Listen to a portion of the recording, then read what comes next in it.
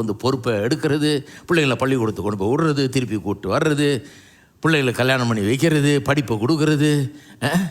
Hello, இதெல்லாம் உலக attachment நுழைஞ்சா அது தீரவே தீராது.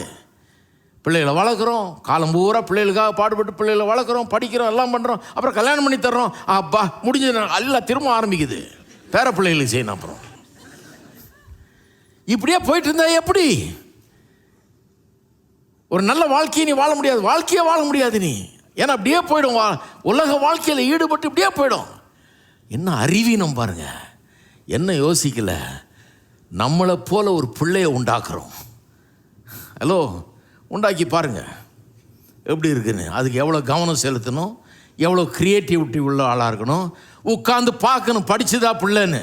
படிக்காதப்ப அடித்தா மட்டும் போதாது, மிரட்டினா மட்டும் போதாது. கூடையே உட்காந்து படிக்கணும், கூடையே உட்காந்து வழிகாட்டணும், ஒழுங்காக வாழணும், பிள்ளைகளுக்கு எடுத்துக்காட்டாக இருக்கணும், முன்மாதிரியாக இருக்கணும், நடத்தணும், அவரை மோட்டிவேட் பண்ணணும், பாசிட்டிவாக இருக்கணும். இவ்வளவும் இருந்தால் தான் ஒருத்தர் நல்ல தகப்பனாக இருக்க முடியும், ஒரு நல்ல பிள்ளையை உருவாக்க முடியும், ஒரு குடும்பத்தை உண்டாக்க முடியும், அவர்களுக்கு நல்ல எதிர்காலம். சிலர் நினச்சிட்டு இருக்கிறாங்க, அவர் வந்து கையை வச்சு ஜெபம் பண்ணா எதிர்காலம் உண்டானா. அட கடவுளை தான் சொல்கிறேனே, இவங்களுக்கு வெறும் தலை, நிறைய இந்த கை வைக்கிற ஆளுகளுக்கு வெறும் கை. இன்னும் எப்படி சொல்கிறது சொல்லுங்க, முட்டாள்தனத்தையே நம்பிட்டு இருக்க. எல்லாமே கை வச்சா சரியா போடும். சரி பாருங்க, வியாதிஸ்தர்கள் கையில் வைப்பீர்கள் அப்பொழுது சொஸ்தமாவார்கள் இருக்குது பைபிளில், அதெல்லாம் நம்புகிறேன் நான். சும்மா எல்லாத்துக்குமே கை வச்சா சரியாக போயிடும். ஒன்றுமே செய்கிறதில்ல, ஒரு நல்ல தகப்பனாகவே இருக்கிறதில்ல, புள்ள படித்து தானே பார்க்குறதில்ல, கவனமே செலுத்துறதில்ல, நம்ம பொறுப்பு எதுவுமே எடுக்கிறதில்ல, அன்அட்டாச்சாக இருக்கிறோம், குடும்பத்தில் ஒரு ஈடுபாடு இல்லாமல் இருக்கிறோம், நம்ம பாட்டுக்கு நம்ம வேலையை பார்க்குறோம். அப்புறம் பிரசையாற்ற கொண்டு ஒரே பிரச்சனையாக படிக்கவே மாட்டேங்கிறான். நாங்கள் நீங்கள் கை வைங்க கொஞ்சம்.